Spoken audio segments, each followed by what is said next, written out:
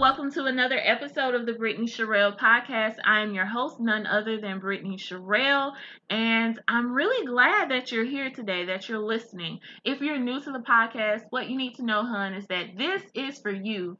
If you are a high-achieving woman who is ready to put herself first, but kind of needs a little bit of guidance on how to do that.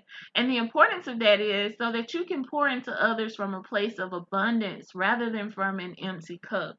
So my promise to you is that this podcast is always 10 minutes or less so that you can get what you need on the go. Today's topic is stronger than. And it's really important that we understand that our journeys, while they may lead us to very different places in life, have a lot of universal things in common. And one being challenges. They are going to come. Storms are going to hit us, come up out of the blue. Sometimes we'll get the weather report and it'll say that it's going to storm on Tuesday, but it'll actually wait till Thursday. Sometimes it'll say it's coming on Friday and it'll show up on Monday instead. So here's the thing. We can't really have any control over these storms, right? There are elements of our lives that are out of control. But the things that we can control, that's what we must do and do it well. And what I mean by that in context to today's topic, which is stronger than, is that we must always commit to be stronger than our strongest excuse. If you say you want it, well, tell me, baby, how bad do you want it? Because that is what's going to separate you from the people who want and the people who get.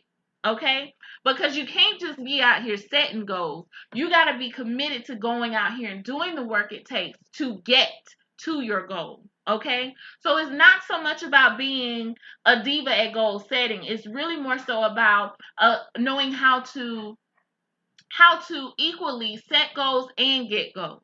Okay, be a goal setter and a goal getter, and what that requires is being stronger than your strongest excuse. What are those things that you struggle the most with? Those things that you really make you want to tap out. What are those things that make you want to turn around and say, you know what, it's not.